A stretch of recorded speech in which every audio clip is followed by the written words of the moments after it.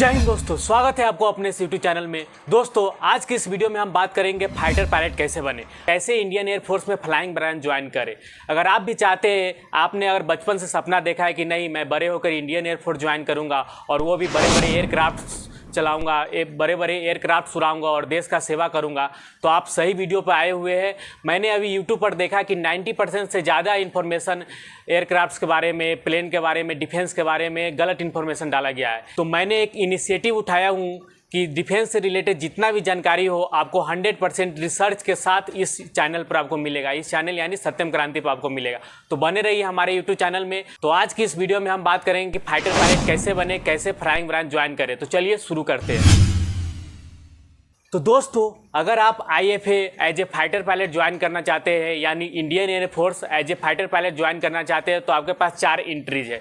इस 4 एंट्रीज के अलावा आपके पास कोई भी एंट्री नहीं है, सिर्फ यही 4 एंट्रीज है। पहला एंट्री आता है NDA यानी नेशनल डिफेंस एकेडमी, जिसमें 3 साल का कोर्स होता है, एकेडमिक कोर्स। उसके बाद 1.5 साल आपको स्पेशल ट्रेनिंग के लिए IFA भेजा जाता है, जो कि हैदराबाद में है। तो वहाँ पर जाकर आप ट्रेनिंग ले सकते हैं। NDA का एग्जाम साल में 2 बार होता है, एक पहला अप्रैल मंथ में होता है और दूसरा सितंबर मंथ में होता है। इसका एज लिमिट की बात करें तो आपके पास 16.5 से 19.5 तक है, यानी कि अब जब तक ज्वाइनिंग होंगे वहाँ तक का आपका एज 19.5 होना चाहिए। अगर आप एग्ज़ाम का एज की बात करें तो आपके पास सिर्फ 18 साल तक है, यानी 18 साल तक ही आप एग्ज़ाम दे सकते हैं।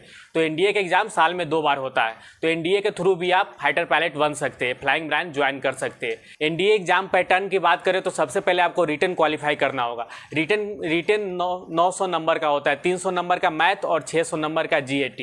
तो मैथ आपको 12 का मैथ होता है। और आपका क्वालिफिकेशन की बात करें तो आप 12 अपेयरिंग हो सकते हैं या 12 पास आउट भी हो सकते हैं, लेकिन एज लिमिट वही रहेगा 16.5 से 19.5 तक। अगर आप फाइटर पायलट चूज करते हैं तो आपको क्लास 12 में PCM होना चाहिए, यानी फिजिक्स केमिस्ट्री मैथ होना अनिवार्य है। ये होना ही चाहिए, तभी आप फाइटर पायलट बन सकते हैं। और दूसरी एंट्री है CDS यानी कंबाइंड डिफेंस सर्विस। अगर आपका NDA का एज निकल चुका है तो कोई बात नहीं है, आप CDS के थ्रू भी फाइटर पायलट बन सकते हैं। इसका एज लिमिट है 19 से 23 साल तक, यानी ज्वाइनिंग होते तक आपका 23 साल होना चाहिए।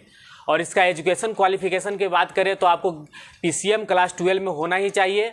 और ग्रेजुएशन आप किसी भी डिग्री से कर सकते हैं, किसी भी कोर्स से, किसी भी ऑनर्स से आप ग्रेजुएशन कर सकते हैं, लेकिन आप ग्रेजुएट होना चाहिए और PCM क्लास 12 में होना ही चाहिए। और इसकी एग्ज़ाम की बात करें तो NDA की तरह ही 2 बार कंडक्ट होता है साल में, एक अप्रैल मंथ में और दूसरा सितंबर में। सेम एज NDA की तरह एग्ज़ाम कंडक्ट होता है, बट इसका एग्ज़ाम का पैटर्न अलग चेंज हो जाता है। इसमें मैथ का एग्ज़ाम अलग होगा आपका 200 नंबर का, आपका इंग्लिश का अलग होगा 200 नंबर का, GAT का अलग होगा। इसका एग्ज़ाम पैटर्न सिलेबस चेंज हो जाता है, क्योंकि ये ग्रेजुएशन पर आ जाता है।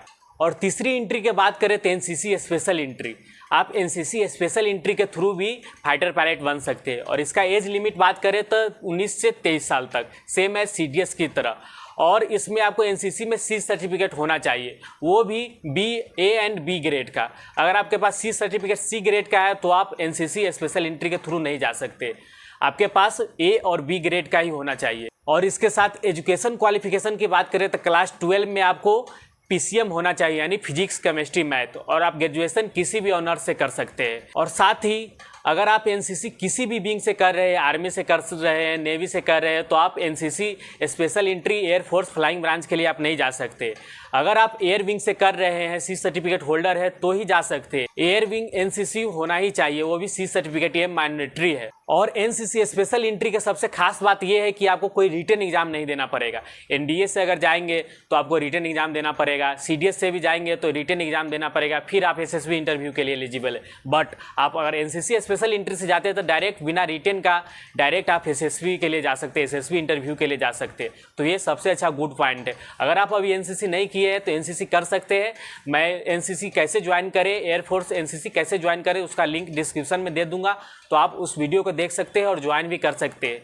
ये NCC का कोर्स आपको ग्रेजुएशन का पैरेलल चलता है, तो आप NCC कर सकते हैं एयरविंग से। और NCC स्पेशल एंट्री का एग्जाम साल में 2 बार होता है, यानी SSB इंटरव्यू 2 बार होता है, एक जून में और दूसरा दिसंबर में। और दोस्तों बात करते हैं चौथी एंट्री की, यानी कि SSC शॉर्ट सर्विस कमीशन।